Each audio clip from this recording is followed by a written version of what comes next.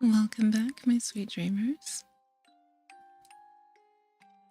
I decided that since our reading stream was so lovely and the weather still has me feeling very sleepy, that we would continue with our reading this evening. So we're going to be getting back into the Grimm's fairy tales, and we'll probably just have a short reading so that way it'll connect with the one from earlier today, and that'll be nice for such a cozy rainy day. So let us begin. Please make sure that you have your warm beverage. Make sure that you are comfortable as you can be wherever you are. And please enjoy the reading. And we encourage sleeping as well if you feel safe to do so.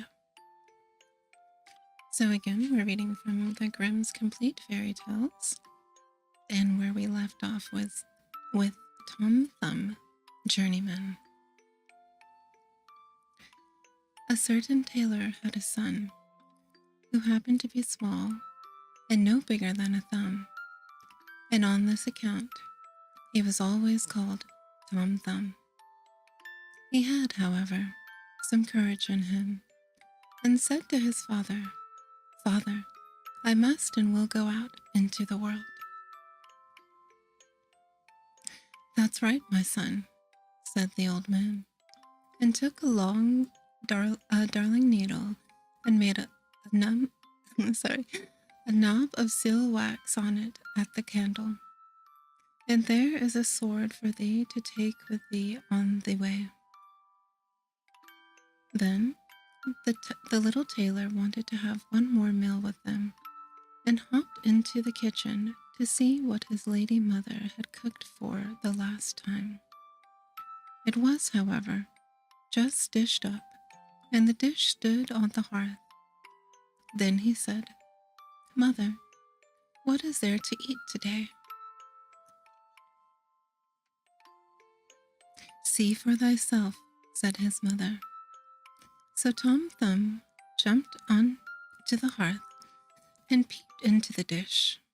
But as he stretched his neck in too far, the steam from the food caught hold of him and carried him up the chimney. He stood about in the air on the steam for a while, until at length he sank down to the ground again.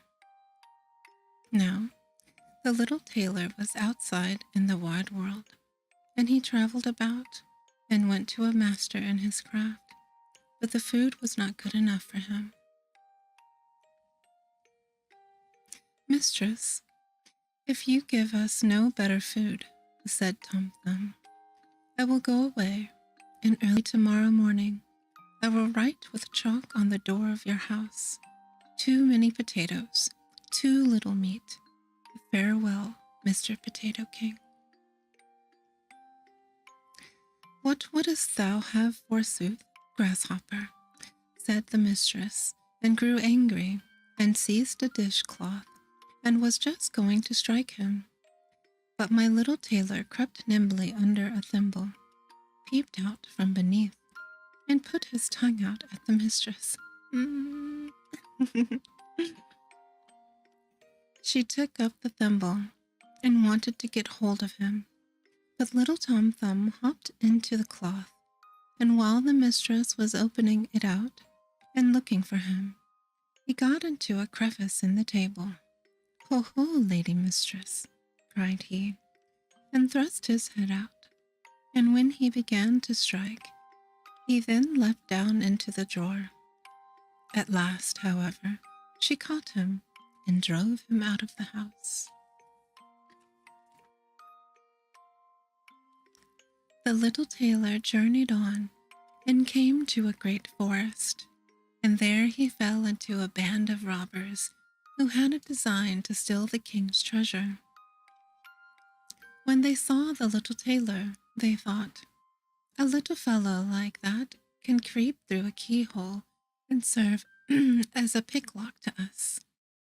"Holla!" cried one of them, "Thou giant Goliath, wilt thou go to the treasure chamber with us? Thou canst slip thyself in and throw out the money." Tom Thumb reflected a while, and at length he said, "Yes," and went with them to the treasure chamber. Then he looked at the doors above and below to see if there were any crack in them. It was not long before he espied one, which brought enough for him to let in. He was therefore about to get it at once, but one of the 2 sentries who stood before the door observed him, and said to the other, "What an ugly spider is creeping there! I will kill it." "Let the poor creature alone," said the other. "It has done thee no harm." Then Tom Thumb got safely through the crevice into the treasure chamber, opened the window beneath which the robbers were standing, and threw out to them $1 after another. When the little tailor was in full swing of his work, he heard the king coming to inspect his treasure chamber, and crept hastily into a hiding place. The king noticed that several solid thalers were missing, but could not convince who could have stolen them, for locks and bolts were good in condition, and all seemed well guarded. Then he went away again, and said to the sentries, "Be on the watch. Someone is after the money." When therefore Tom Thumb recommended his labors, they heard the money moving, and a sound of clink, clink, clink. They ran swiftly in to seize the thief, but the little tailor, who heard them coming, was still swifter, and leapt into a corner and covered himself with a thaler, so that nothing could be seen of him, and at the same time he mocked the sentries and cried, "Here I am."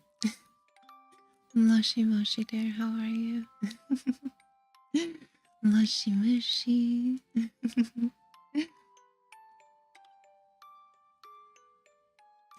The sentries ran thither, but as they got there, he had already hopped into another corner under a thaler, and was crying, "Oh, ho, ho, here I am.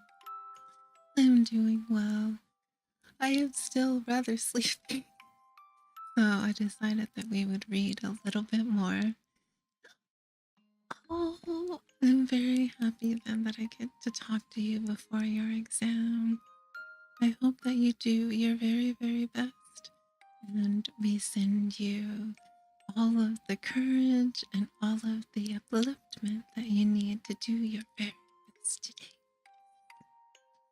I hope that you got good rest. Did you sleep okay?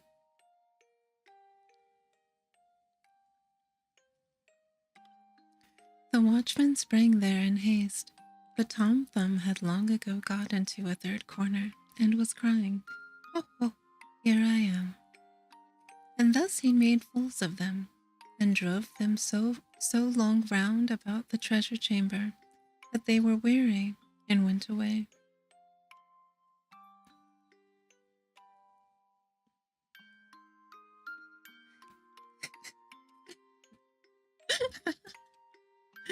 You don't have to apologize. Sorry, my mic keeps speaking.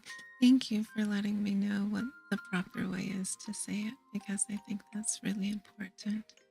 So, may, not my. Thank you. So, dreamer, may do your best today. That is our Somnium wish today.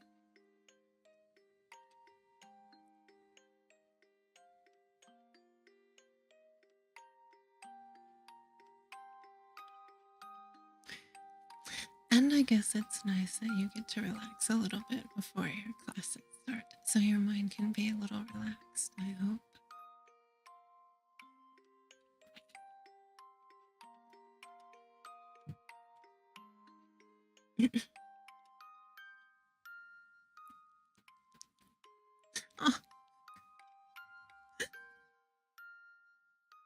I'm I'm glad everything will be fine.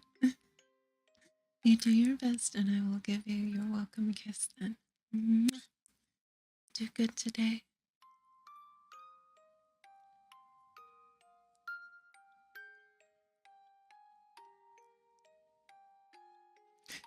Then by degrees he threw all the thalers out, dispatching the last with all his might, then hopped nimbly onto it, and flew down with it through the window.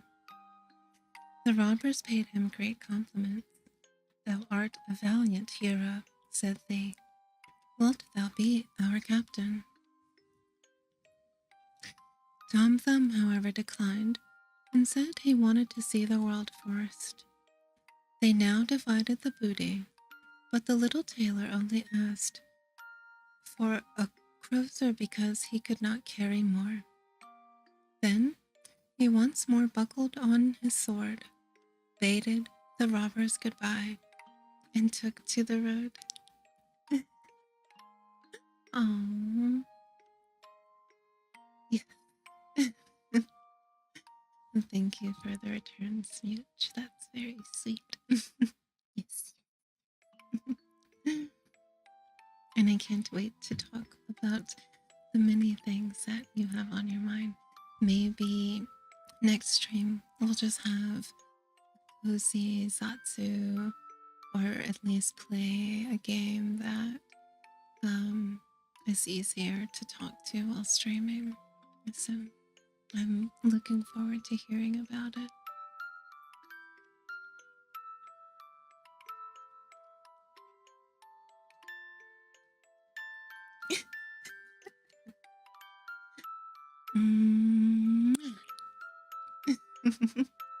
There you go.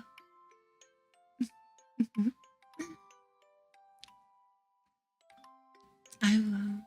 I promise. It will probably be. It'll probably be Saturday. Yeah. I think that's what I said earlier. Friday or Saturday. But you have exams all the way. You said the next 3 days, so we can do Saturday. We'll do like 10 a.m. my time. I think that'll be cozy. I don't know why my mic keeps peaking. Hold on.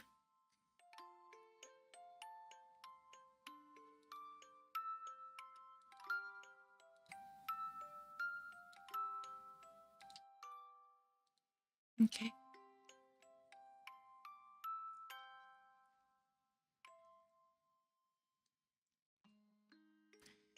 Then he once more buckled on his sword, bade the robbers goodbye, and took to the road.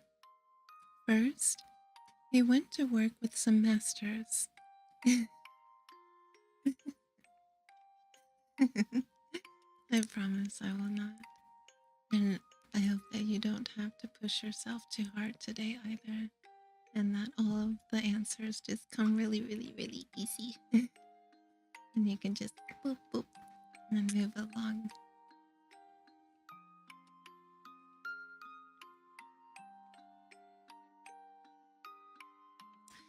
First, he went to work with some masters, but he had no liking for that.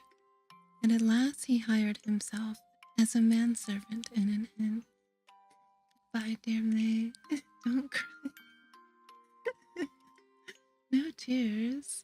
You're supposed to leave here with a happy smile on your face. So no cry.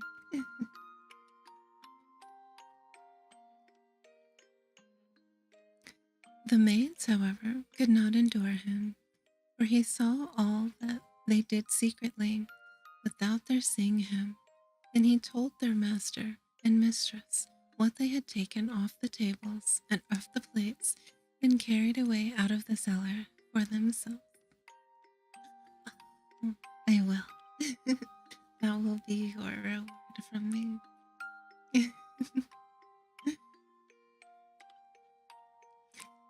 Then they said, wait, are we, and we will pay thee off, and arranged with each other to pay him a trick. Soon afterwards, when one of the maids was moving in the garden and saw Tom Thumb jumping about and creeping up and down the plants, Zoomies, zoomies, go, go, go. We are cheering for you today.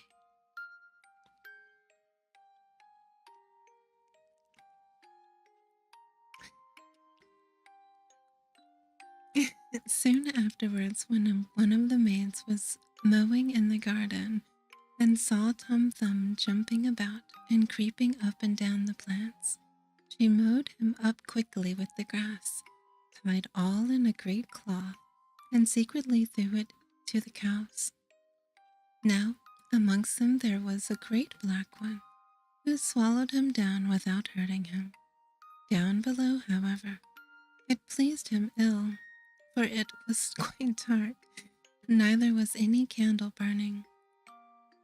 When the cow was being milked, he cried, "Strip, strap, stole, will the pail soon be full?"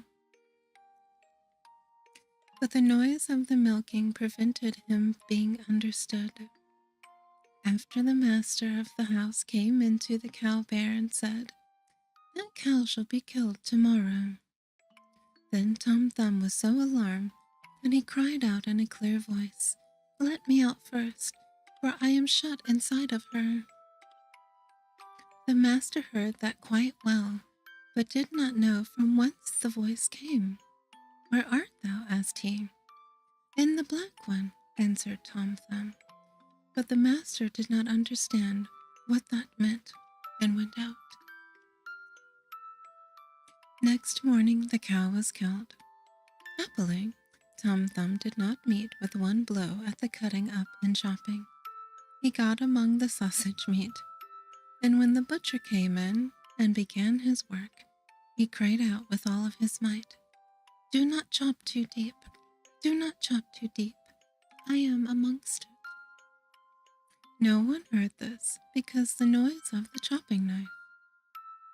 Now poor Tom Thumb was in trouble, but trouble sharpens the wits, and he sprang out so adroitly between the blows that none of them touched him, and he escaped with the whole skin.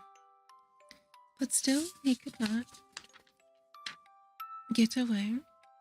There was nothing for him but to let himself be thrust into a black pudding with bits of bacon.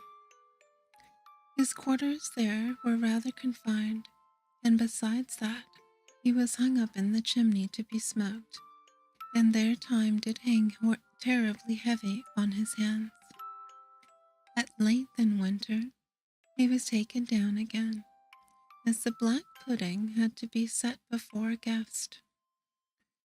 When the hostess was cutting it into slices, he took care not to stretch out his head too far, lest a bit of it should be cut off. At last he saw his opportunity, cleared a passage for himself, and jumped out. The little tailor, however, would not stay any longer in a house where he fared so ill, so at once set out on his journey again. But his liberty did not last long. In the open country, he met with a fox who snapped him up in a fit of absence. "Hello, Mr. Fox," cried the little tailor. "It is I who am sticking in your throat. Set me at liberty again." "Thou art right," answered the fox. "Thou art next to nothing for me, but if thou wilt promise me the fowls in thy father's yard, I will let thee go." "With all my heart," replied Tom Thumb. "Thou shalt have all the cocks and hens, that I promise thee." Then the fox let him go again, and himself carried him home. When the father once more saw his dear son, he willingly gave the fox all the fowls which he had. "For this I likewise bring thee a handsome bit of money," said Tom Thumb, and gave his father the cruiser which he earned on his travels. But why did the fox get the poor chickens to eat? Oh, you goose! Your father would surely love his child far more than the fowls in the yard. The end.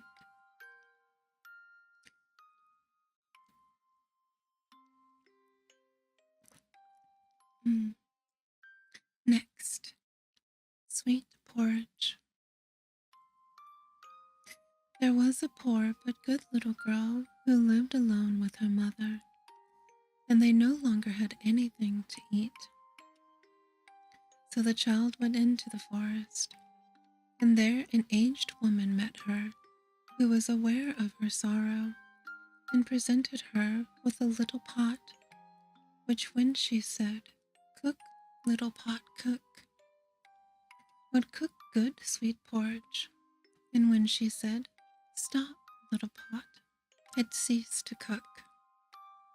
The little girl took the pot home to her mother, and now they were freed from their poverty and hunger, and ate sweet porridge as often as they chose. Once, on a time when the girl had gone out, her mother said, "Cook, little pot, cook."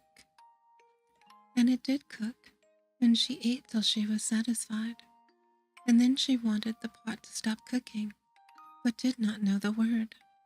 So it went on cooking, and the porridge rose over the edge, and still it cooked on, until the kitchen and whole house were full, and then the next house, and then the whole street, just as if it wanted to satisfy the hunger of the whole world. And there was the greatest distress, but no one knew how to stop it.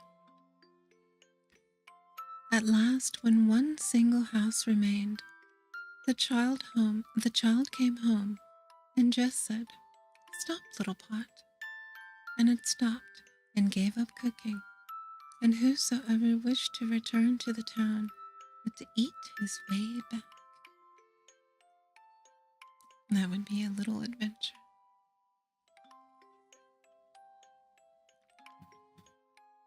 Next, the young giant. Once on a time, a countryman had a son who was as big as a thumb and did not become any bigger, and during several years did not grow one hair's breadth. Once, when the father was going out to plow, the little one said, "Father, I will go out with you." "Thou wilt go out with me," said the father.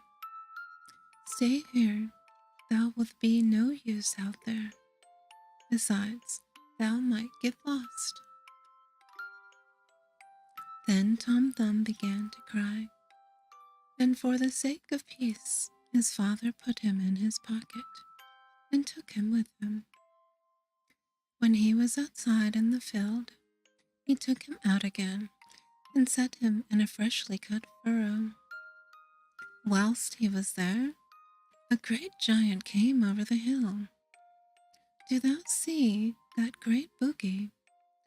said the father, for he wanted to frighten the little fellow to make him good. "He is coming to fetch thee."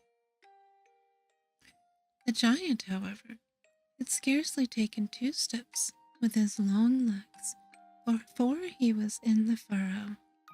He took up little Tom Thumb carefully with 2 fingers, examined him, and without saying one word, went away with him.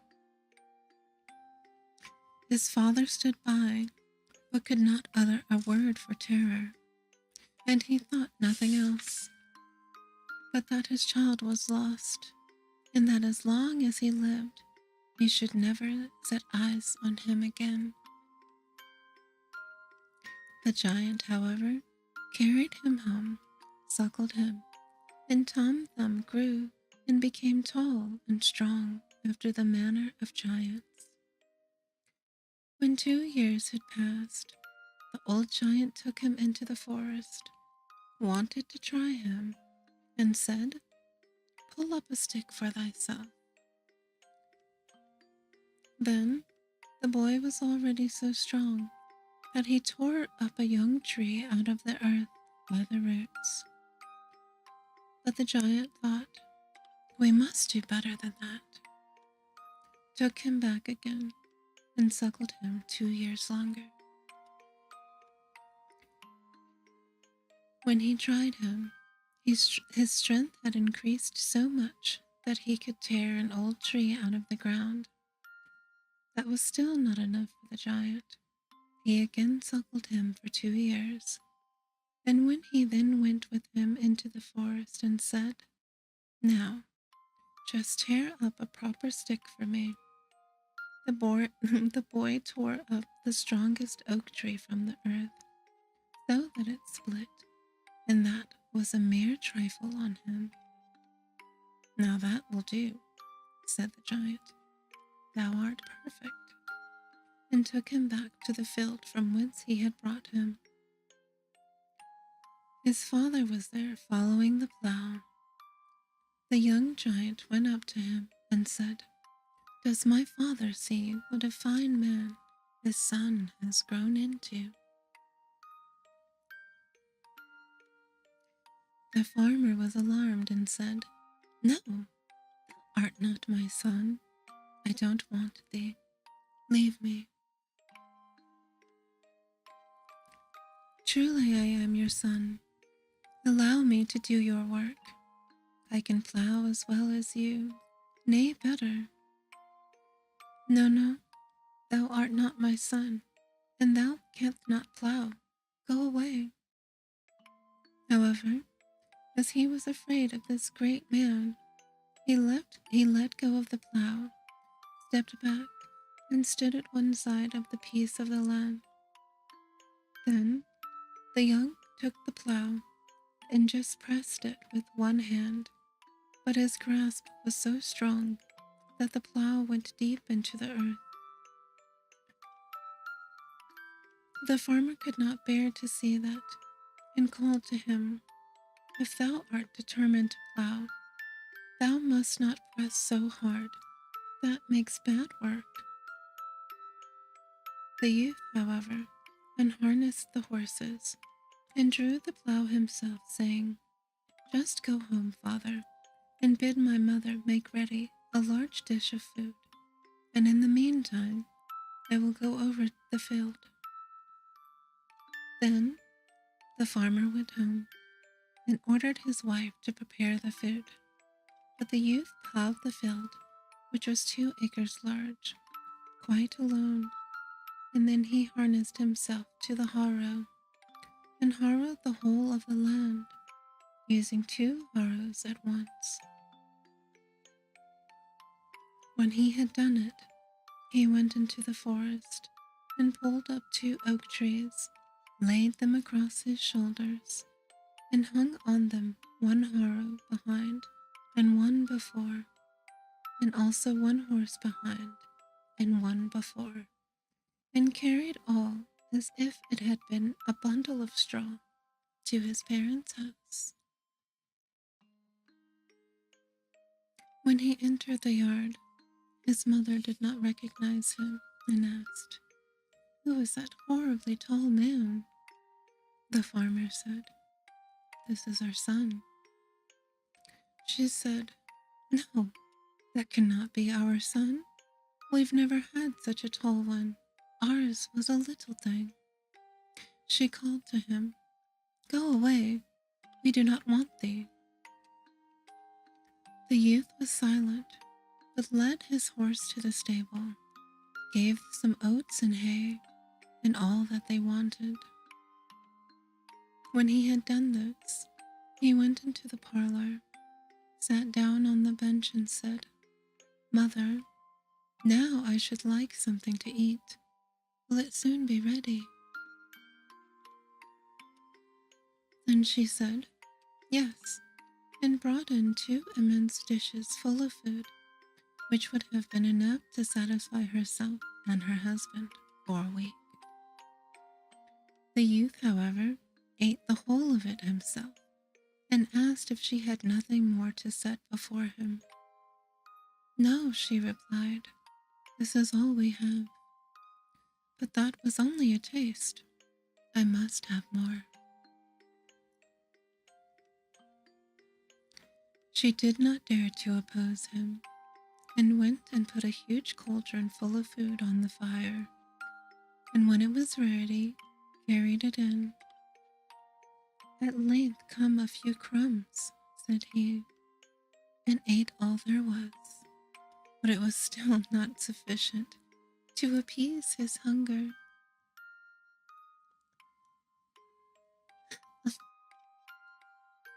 Oh, I don't know why I deleted that.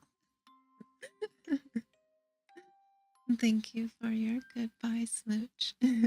Oh wait, you said I don't need to give a goodbye smooch.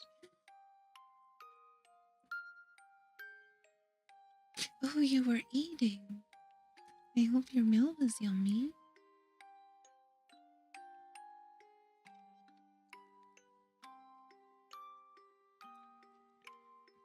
Yes, we will take a little drink break as well. Goodbye, dear. I will see you soon.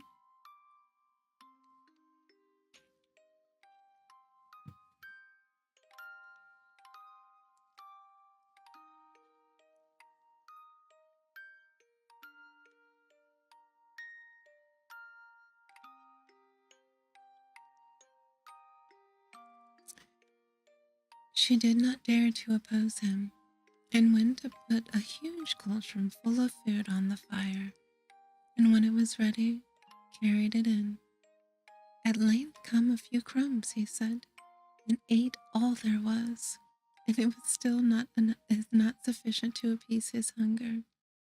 Then he said, Father, I see well that with you I shall never have food enough. If you will get me an iron staff, which is strong, and which I cannot break against my knees, I will go out into the world. The farmer was glad, and put his 2 horses in his cart, and fetched from the smith a staff so large and thick that the 2 horses could only just bring it away.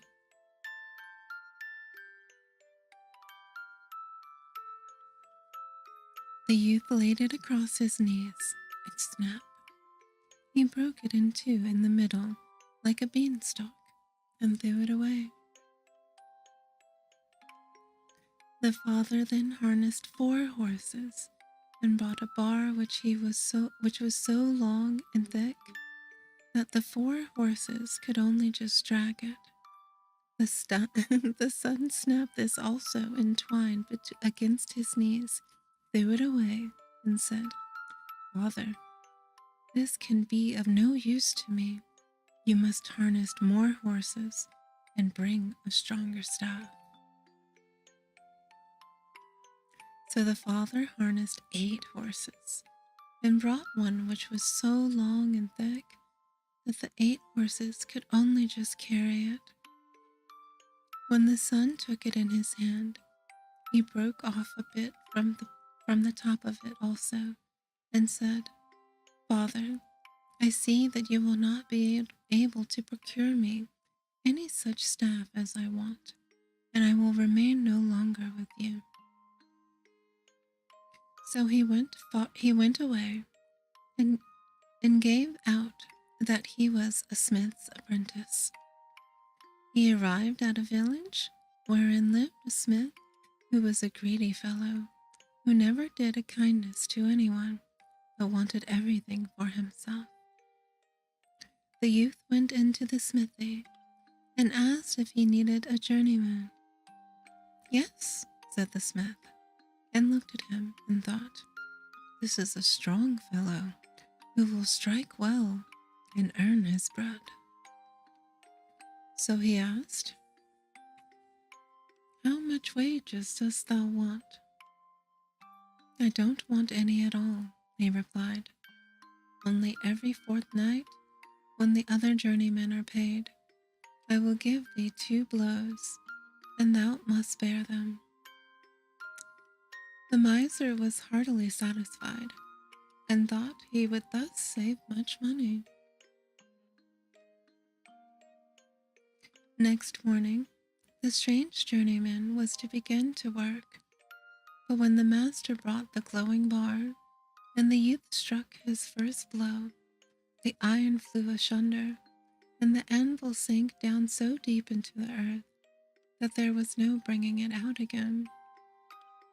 Then the miser grew angry and said, "Oh, but I can't make any use of you. You strike far too powerfully. What will you have for the one blow?" Then said he, "I will only give you quite a small blow, that's all," and raised his foot and gave him one such a kick that he flew away over 4 loads of hay. Then he sought out the thickest iron bar in the smithy for himself, took it as a stick in his hand, and went onwards. When he had walked for some time, he came to a small farm, and asked the bailiff if he did not require a head servant. "Yes," said the bailiff, "I can make use of one. You look a strong fellow who can do something. How much a year do you want as wages?" He again replied that he wanted no wages at all, but that every year he would give him 3 blows, which he must bear. Then the bailiff was satisfied, for he, too, was a convectuous fellow. Next morning, all the servants were to go into the wood, and the others were already up, but the head servant was still in bed. Then one of them called to him, "Get up, it is time. We are going into the wood, and thou must go with us." "Ah," said he quite roughly and surely, "you may just go then. I shall be back again before any of you."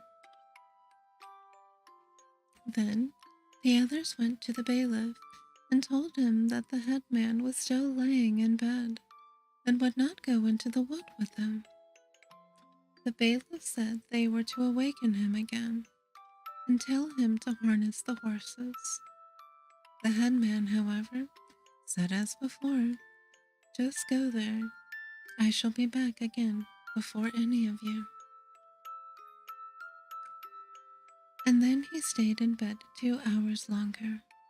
At length he rose from the feathers, but first he got himself 2 bushels of peas from the loft, made himself some broth with them, ate it at his leisure, and when that was done, went and harnessed the horses and drove into the wood. Not far from the wood was a river through which he had to pass.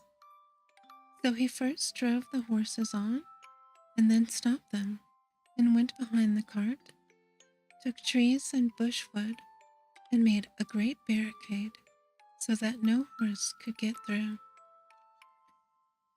When he was entering the wood, the others were just driven out of it with their loaded carts to go home. Then said he to them, "Drive on, I will still get home before you do."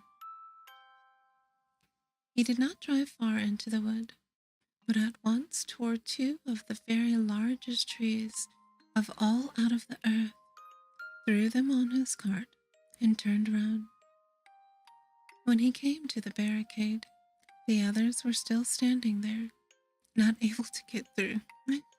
"Don't you see," said he, "that if you have stayed with me, you would have got home just as quickly, and would have another hour's sleep?"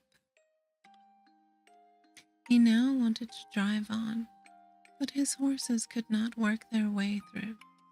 So he unharnessed them and laid them on the top of the cart, took the shafts in his own hands, and pulled it all through.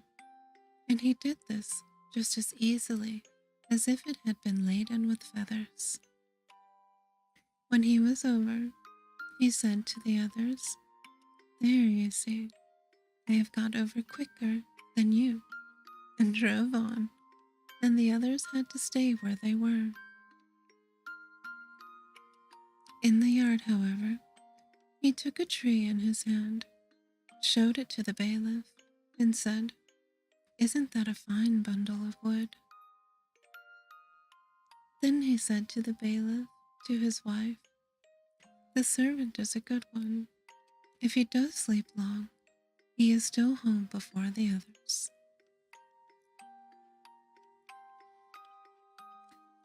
So he served the bailiff for a year, and when that was over, and the other servants were getting their wages, he said it was time for him to have his too. The bailiff, however, was afraid of the blows which he was to receive, and earnestly entreated him to excuse him from having them, for rather than that, he himself would be head servant, and the youth should be bailiff. "No," said he, "I will not be bailiff. I am head servant, and will remain so, but I will administer that which we agreed on." The bailiff was willing to give him whatsoever he demanded, but it was of no use. The head servant said no to everything.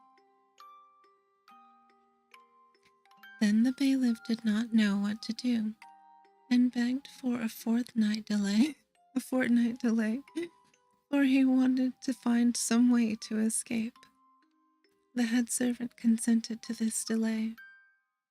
The bailiff summoned all his clerks together, and they were to think the matter over and give him advice.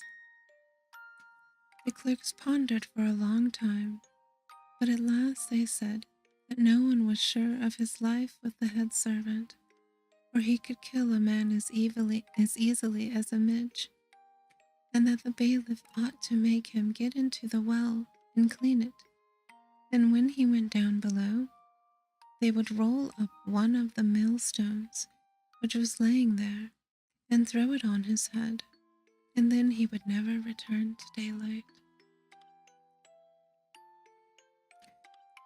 The advice pleased the bailiff, and the head servant was quite willing to go down the well. When he was standing down below, at the bottom, they rolled down the largest millstone and thought that they had broken his skull, but he cried, "Chase away those hens from the well. They are scratching in the sand up there, and throwing the grains in my eye so that I can't see." So the bailiff cried and pretended to frighten the hens away.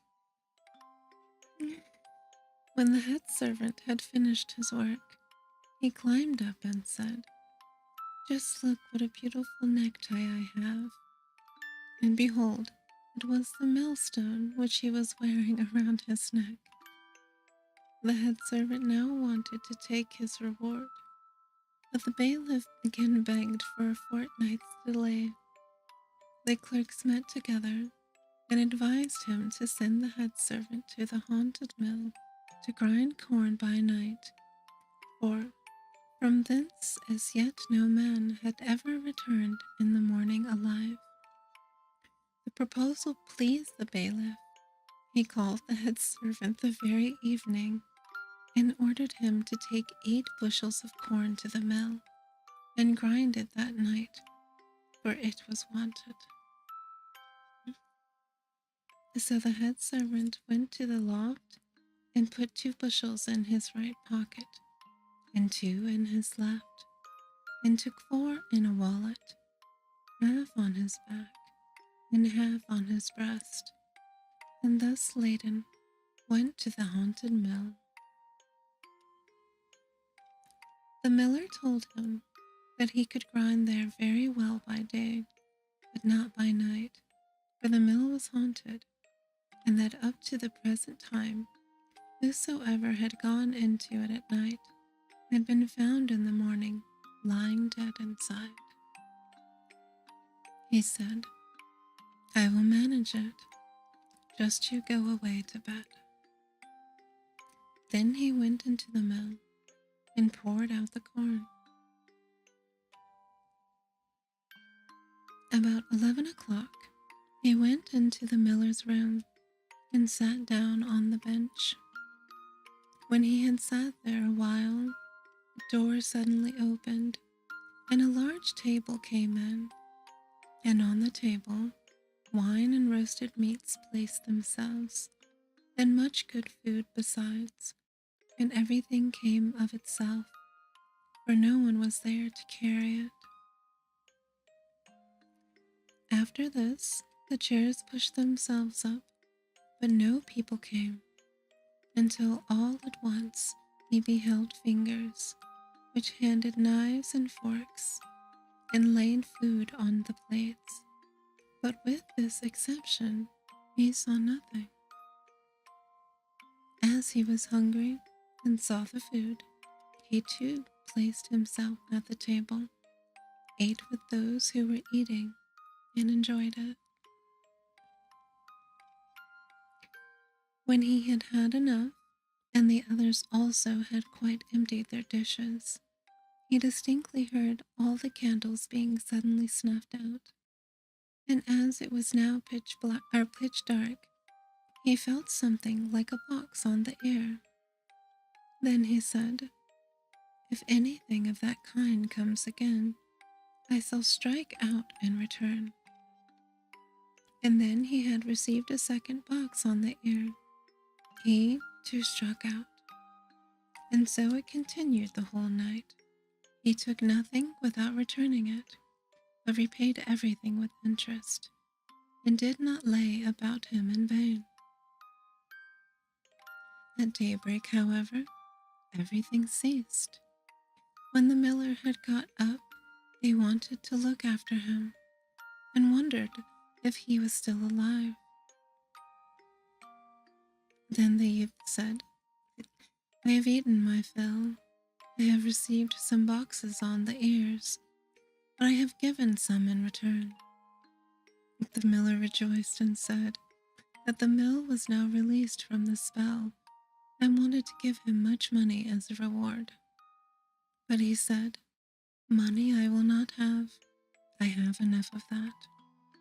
So he took his mill on his back, went home, and told the bailiff that he had done what he had been told to do, and would now have the reward agreed upon. When the bailiff heard that, he was seriously alarmed and quite beside himself. He walked backwards and forwards in the room, and drops of perspiration ran from his forehead. Then he opened the window to get some fresh air, but before he was aware, the head servant had given him such a kick that he flew through the window out into the air, and so far away that no one ever saw him again. Then said the head servant to the bailiff's wife, "If he does not come back, you must take the other blow." She cried, No, I cannot bear it," and opened the other window, because drops of perspiration were running down her forehead. Then he gave her such a kick that she too flew out, and as she was lighter, she went much higher than her husband.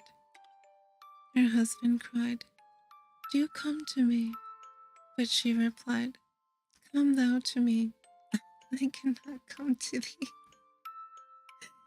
And they hovered about there in the air, and could not get to each other, and whether they are still hovering about or not, I do not know.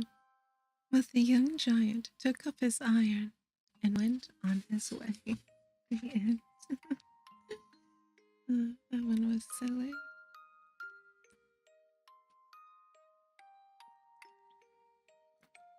Okay.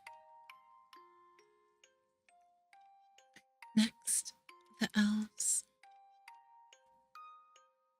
A shoemaker, by no fault of his own, had become so poor that at last he had nothing left but leather for one pair of shoes. So in the evening, he cut out the shoes, which he wished to begin to make the next morning. And as he had not a good conscience, He lay down quietly in his bed, commended himself to God, and fell asleep. In the morning, after he had said his prayers and was just going to sit down to work, the two shoes stood quite finished on his table. He was astounded and knew not what to say. He took the shoes in his hand to observe them closer, and they were so neatly made that there was not one bad stitch in them, just as if they were intended as a masterpiece. Soon after too, a buyer came in, and as the shoes pleased him so well, he paid more for them than was customary, and with the money, the shoemaker was able to purchase leather for 2 pairs of shoes. He cut them out at night, and next morning was about to set to work with his fresh courage. But he had no need to do so, for when he got up, they were already made, and buyers also were not wanting, who gave him money enough to buy another four pairs of shoes.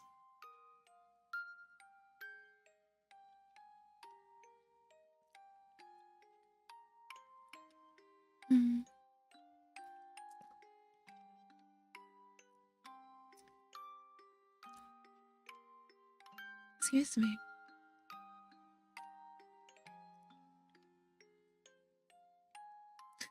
The following morning, too, he found the 4 pairs made, and so it went on constantly. What he cut out in the evening was finished by the morning, so that he soon had his honest independence again, and at last became a wealthy man. Now it befell that one evening not long before Christmas, when the man had been cutting out, he said to his wife before going to bed, "What think you if we were to stay up tonight to see who it is that lends us this helping hand?"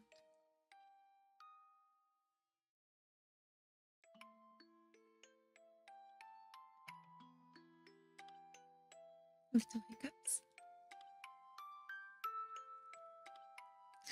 The woman liked the idea and lighted a candle, and then they hid themselves in a corner of the room, behind some clothes which were hanging up there, and watched.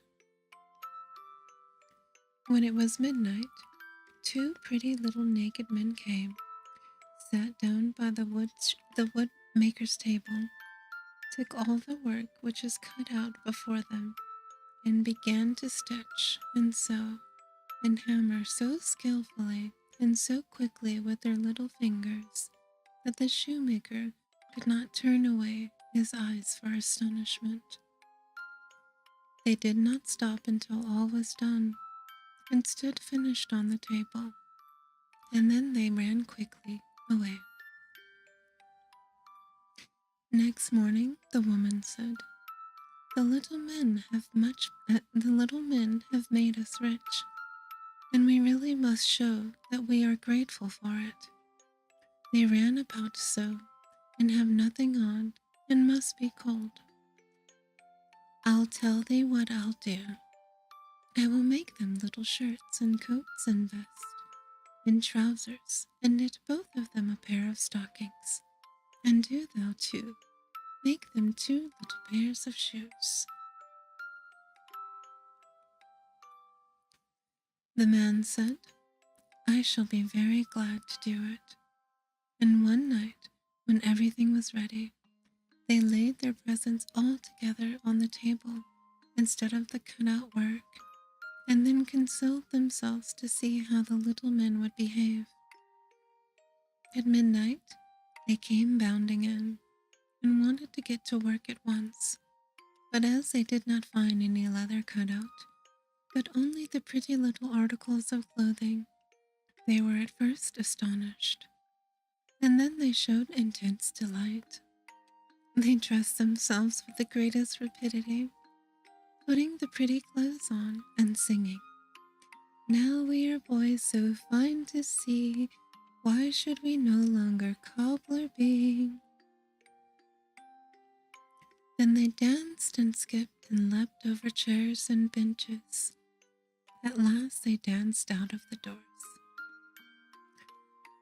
From that time forth, they came no more, but as long as the shoemaker lived, all went well with him, and all his undertakings prospered. Part 2.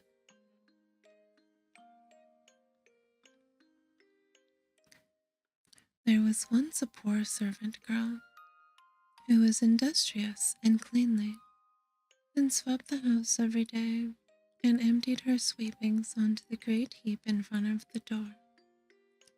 One morning, when she was just going back to her work, she found a letter on the heap, and as she could not read, she put her broom in the corner, and took the letter to her master and mistress, and behold, it was an invitation from the elves, who asked the girl to hold a child for them at its christening. The girl did not know what to do, but at length, after much persuasion, and as they told her that it was not right to refuse an invitation of this kind, she consented.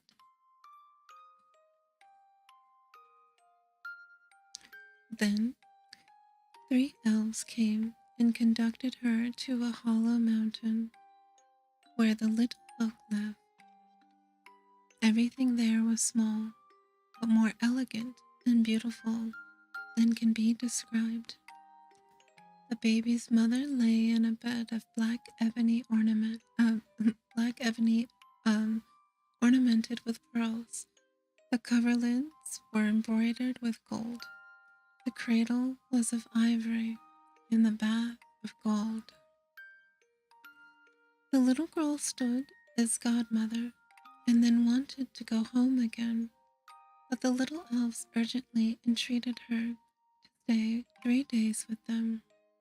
So she stayed and passed the time in pleasure and gaiety, and the little folks did all that they could to make her happy.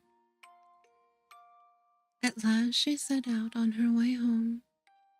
Then first they filled her pockets quite full of money, and after they led her out of the mountain again. When she got home, she wanted to begin her work, and took the broom, which was still standing in the corner, in her hand, and began to sweep.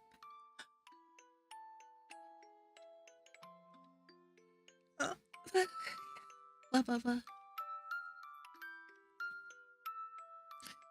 Then some strangers came out of the house, who asked her who she was, and what business she had there. And she had not, as she thought, been 3 days with the little men in the mountains, but 7 years, and in the meantime her former masters had died. Part 3. A certain mother's child had been taken away out of its cradle by the elves, and a changeling with a large head and staring eyes, which did nothing but eat and drink, laid in its place. In her trouble, she went to her neighbor and asked her advice. The neighbor said that she was to carry the changeling into the kitchen, set it down on the hearth, light a fire, and boil some water in 2 eggshells, and which would make the changeling laugh. And if he laughed,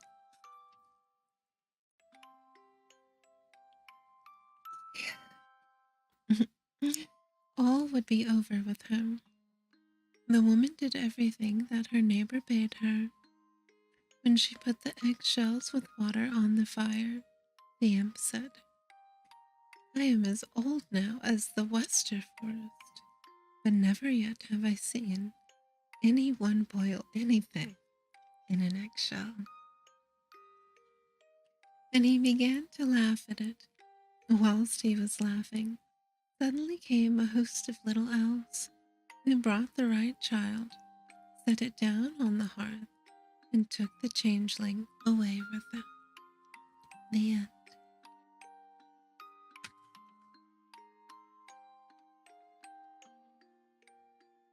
Let's see. To find a little bit longer of a story, and then we had about an hour. So.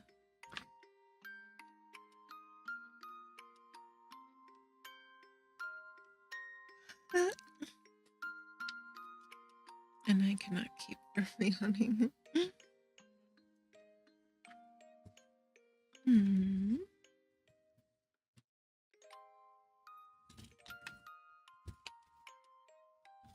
One's only 3 pages.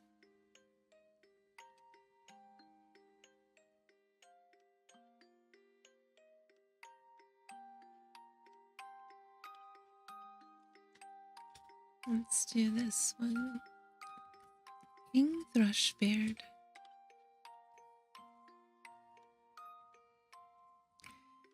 A king had a daughter who was beautiful beyond all measure, and so proud and haughty, withal that no suitor was good enough for her.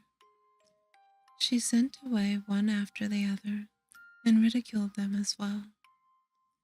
Once the king made a great feast, and invited thereto, from far and near, all the young men likely to marry. They were all marshalled in a row according to their rank and standing. First came the kings, then the grand dukes, then the princes, the earls, the barons, and the gentry. Then the king's daughter was led through the ranks, but to every one she had some objection to make. One was too fat, the wine cast, she said. Another was too tall, long and thin, has little end. The third was too short, short and thick, is never quick. The fourth was too pale, as pale as death. The fourth too red, a fighting cock. The sixth not straight enough, a green log dried behind the stove.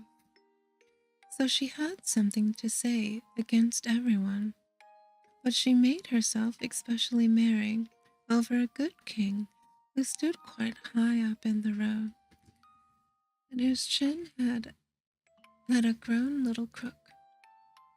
Well, she cried and laughed, he has a chin like a thrush's beak. And from that time he got the name King Thrushbeard. But the old king, when he saw that his daughter did nothing but mock the people, and despised all the suitors who were gathered there, was very angry, and swore that she should have her husband the very first beggar that came to his doors.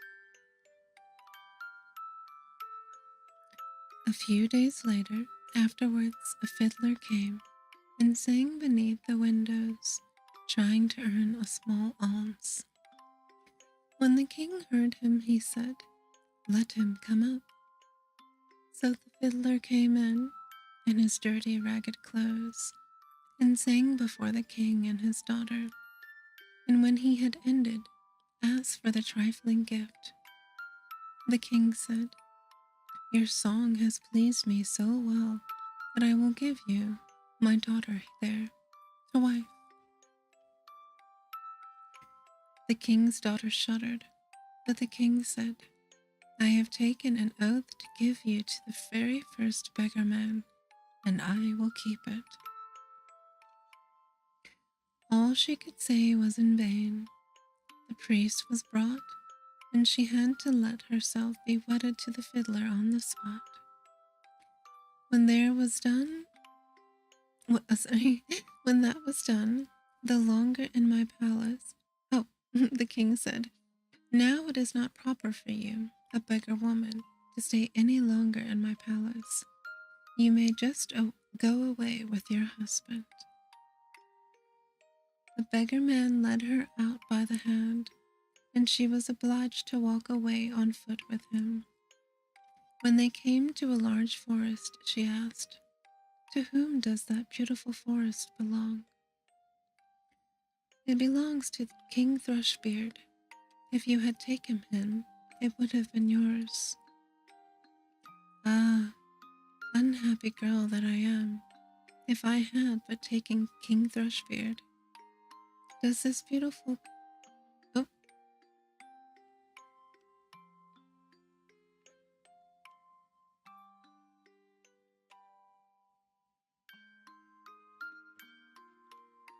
yeah. Okay. Ah, unhappy girl that I am, if I had but taken King Thrushbeard." Then they came to a large town, and she asked again, "To whom does this fine large town belong?" "It belongs to King Thrushbeard. If you had taken him, it would have been yours." Ah, unhappy girl that I am, if I had but taken King Thrushbeard. For another... Oh, sorry. "It does not please me," said the fiddler, "to hear you always wishing for another husband. It may not good enough for you." At last they came to a very little hut.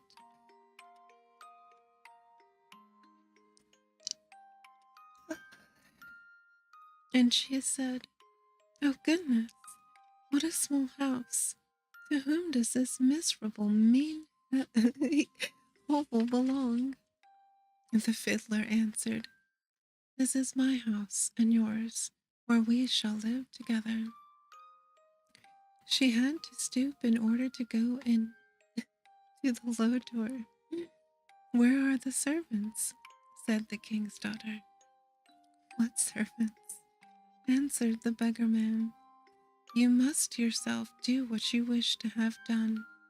Just make a fire at once and set on water to cook my supper. I am quite tired." But the king's daughter knew nothing about lighting fires or cooking, and the beggar man had to lend a hand himself to get anything fairly done. When they had finished their scantly meal, they went to bed, but he forced her to get up quite early in the morning in order to look after the house. For a few days they lived in this way as well as might be, and came to the end of all their provisions. Then the man said, "Wife, we can go no longer eating and drinking here and earning nothing. You must weave baskets." He went out, cut some willows, and brought them home.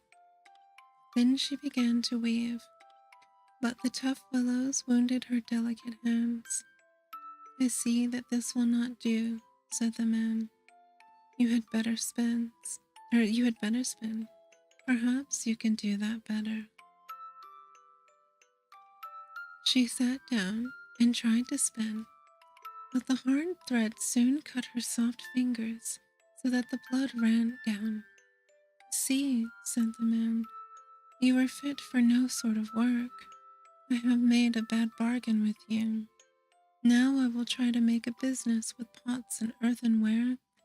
You must sit here in the marketplace and sell the ware." "Alas," thought she, "if any of the people from my father's kingdom come to the market and see me sitting there, selling, how will they mock me?" But it was of no use. She had to yield unless she chose to die of hunger. For the first time, she succeeded well, for the people were glad to buy the woman's wares because she was good-looking, and they paid her what she asked. Many even gave her the money and left the pots with her as well. So they lived on what she had earned as long as it lasted. Then the husband bought a lot of new crockery. With this she sat down at the corner of the marketplace and set it out round about her ready for sale. But suddenly, there came a drunken hussar galloping along, and he rode right amongst the pots, so that they were all broken into 1,000 bits. She began to weep, and did not know what to do for fear. "Alas, what will happen to me?" she cried. "What will my husband say to this?" She ran home and told him of the misfortune. "Who would seat herself at a corner of a marketplace with crockery?" said the man. "Leave off crying. I see very well that you cannot do any ordinary work, so I have been to your king's palace and have asked whether they cannot find a place for a kitchen maid, and they have promised me to take you in the way that you will get your food for nothing."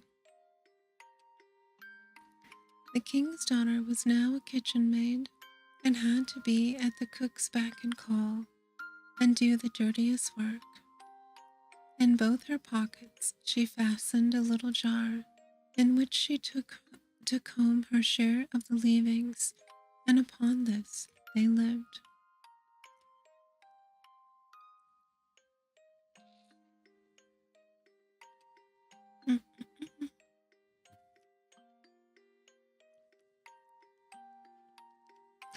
It happened that the wedding of the king's eldest son was to be celebrated. So the poor woman went up and placed herself by the door of the hall to look on. When all the candles were lit, and people, each more beautiful than the other, entered, and all was full of pomp and splendor, she thought of her lot with a sad heart, and cursed the pride and haughtiness which had humbled her and brought her to such great poverty. The smell of the delicious dishes which were being taken in and out reached her, and now and then the servants threw a few morsels of them. These she put in her jars to take home. All at once the king's son entered, clothed in velvet and silk, with gold chains about his neck. And when he saw the beautiful woman standing by the door, he seized her by the hand and would have danced with her, but she refused and shrank with fear, for she saw that it was King Thrushbeard, her suitor, whom she had driven away with scorn. Her struggles were of no avail. He drew her into the hall, but the strings by which her pockets were hung broke. The pots fell down, the soup ran out, and the scraps were scattered all about. And when the people saw it, there arose general laughter and derision, and she was so ashamed that she would rather have been 1,000 fathoms below the ground.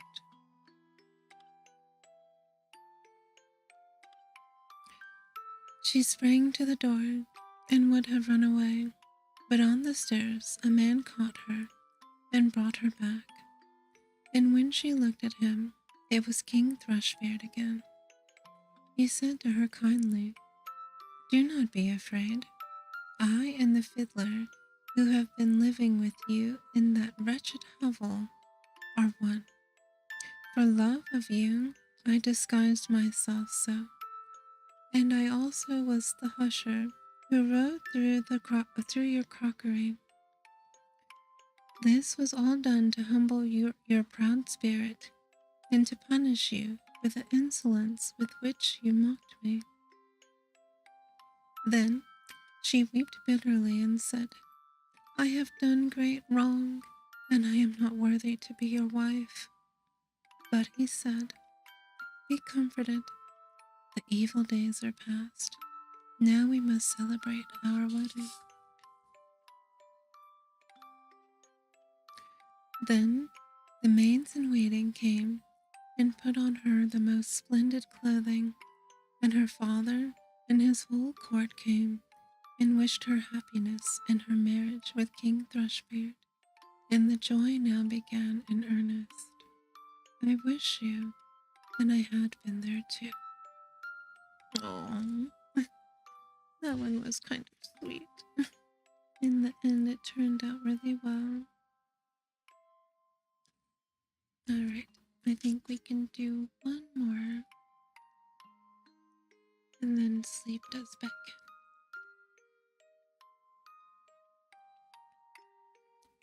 I hope that the readings have been really cozy and that everyone has enjoyed listening. Alright, our last one will be Witcher's Bird. There was once a wizard who used to take the form of a poor man and went to the houses and begged and caught pretty girls. No one knew whether he came or no one knew whether he carried them, for they were for they were never seen more. One day, he appeared before the door of a man who had 3 pretty daughters. He looked like a poor, weak beggar and carried a basket on his back, as if he meant to collect charitable gifts in it. He begged for a little food, and when the eldest daughter came out and was just reaching him a piece of bread, he did but touch her, and she was forced to jump into his basket. Thereupon he hurried away with long strides and carried her away into a dark forest to his house, which stood in the midst of it. Everything in the house was magnificent. He gave her whatsoever she could possibly desire, and said, "My darling, thou wouldst certainly be happy with me, for thou hast everything thy heart can wish for." This lasted a few days, and then he said, "I must journey forth and leave thee alone for a short time. There are the keys of the house. Thou mayest go everywhere and look at everything, except into one room, which this little key here opens, and there I forbid thee to go on pain of death." He likewise gave her an egg and said, "Preserve the egg carefully for me, and carry it continually about with thee, for a great misfortune would arise from the loss of it."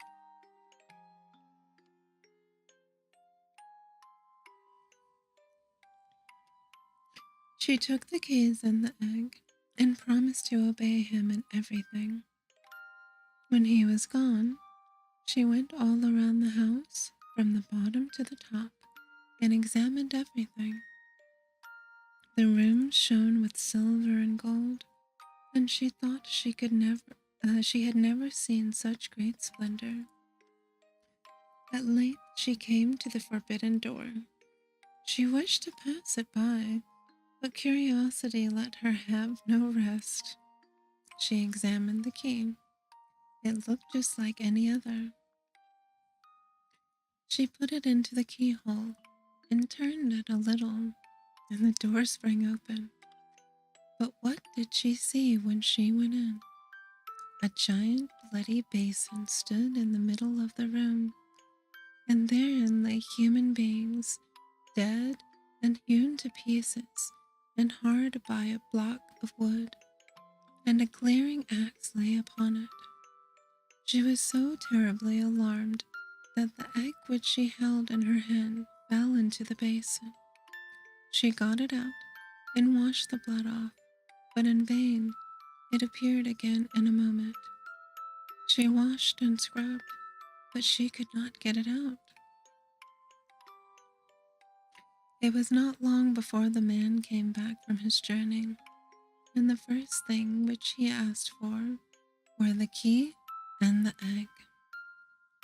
She gave them to him, but she trembled as she did so, and he saw at once by the red spots that she had been in the bloody chamber. "Since thou hast gone into the room against my will," said he, "thou shalt go back in against thine own. Thy life is ended." He threw her down, dragged her thither by the hair, cut her head off on the block, and hewed her into pieces, so that her blood ran on the ground. Then he threw her into the basin with the rest.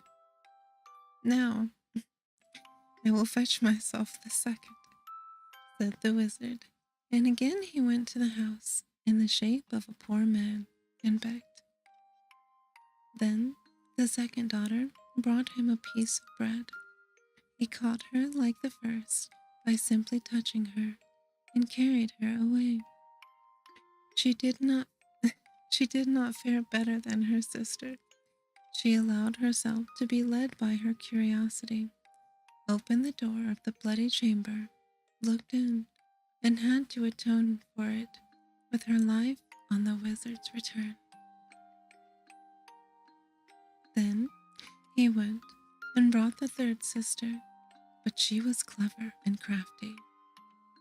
When he had given her the keys and the egg, and had left her, she first put the egg away with great care, and then she examined the house, and at last went into the forbidden room. Alas, what did she behold? Both her sisters lay there in the basin, cruelly murdered and cut up in pieces. But she began to gather their limbs together and put them in order, head, body, arms, and legs. And when nothing further was wanting, the limbs began to move and unite together. And both the maidens opened their eyes and were once more alive. Then they rejoiced and kissed and caressed each other. On his arrival, the man at once demanded the keys and the egg, and as he could perceive no trace of any blood on it, he said, "Thou hast stood the test. Thou shalt be my bride." He now had no longer any power over her, and was forced to do whatever she desired. "Oh, very well," she said. "Thou shalt first take a basket of gold to my father and mother, and carry it thyself on thy back. In the meantime, I will prepare for the wedding." Then she ran to her sisters, whom had hidden in the little chamber, and said, "The moment has come when I can save you. The wretch shall himself carry you home again, but as soon as you are home, send help to me." She put both of them in a basket and covered them quite over with gold, so that nothing of them was to be seen. Then she called in the wizard and said to him, "Now carry the basket away, and I shall look through my little window and watch to see if thou stoppest on the way to stand or to rest." The wizard raised the basket on his back and went away with it, but it weighed him down so heavily that the perspiration streamed from his face. Then he sat down and wanted to rest a while, but immediately one of the girls in the basket cried, "I am looking through the little window, and I see thou art resting. Wilt thou go on at once?" He said he thought it was his bride who was calling to him, and got up on his legs again. Once more he was going to sit, but instantly she cried, "I am looking through my little window, and I see that thou art resting. Wilt thou go on directly?" And whenever he stood still, she cried this, and he was forced to go onwards, until at last, groaning and out of breath, he took the basket with the gold and the two maidens into their parents' house. At home, however, the bride prepared the marriage feast and sent invitations to the friends of the wizard. Then she took a skull with grinning teeth and put some ornaments on it and a wreath of flowers, carried it upstairs with a garret window, and let it look out from the thence. When all was ready, she got into a barrel of honey and then cut the feather bed open and rolled herself in it until she looked like a wondrous bird, and no one could recognize her. Then she went out of the house, and on her way she met some of the wedding guests who said, "Oh, Fitcher's bird, how comest thou here?" "I come from Fitcher's house quite near." "And what may the young bride be doing?" "From cellar to garret she swept all clean, and now from the window she's peeping, I ween." At last she met the bridegroom, who was coming slowly back. He, like the others, asked, "Oh, Fitcher's bird, how comest thou here?" "I come from Fitcher's house quite near." "And what may the young bride be doing?" "From the cellar to garret she swept all clean, and now from the window she's peeping, I ween." The bridegroom looked up, saw the decked out skull, thought it was his bride, and nodded to her, greeting her kindly. But when he and his guest had all gone into the house, the brothers and kinsmen of the bride, who had been sent to rescue her, arrived. They locked all the doors of the house that no one might escape, set fire to it, and the wizard and all his crew went to burn. The end. All the tricksters tricking each other. All right, I think that will be our stopping point for the night. I hope that was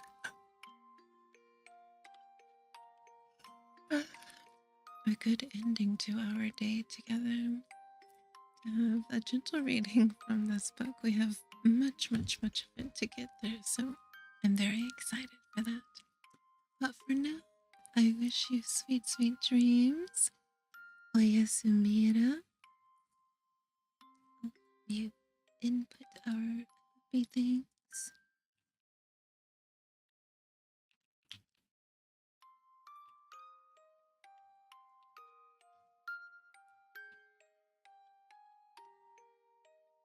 There we go. And I will see my dreamers this weekend. Until then, please be warm and cozy as you may. Do your very best in your day. And thank you for your presence here. You are appreciated. Good night and sweet dreams wherever you are.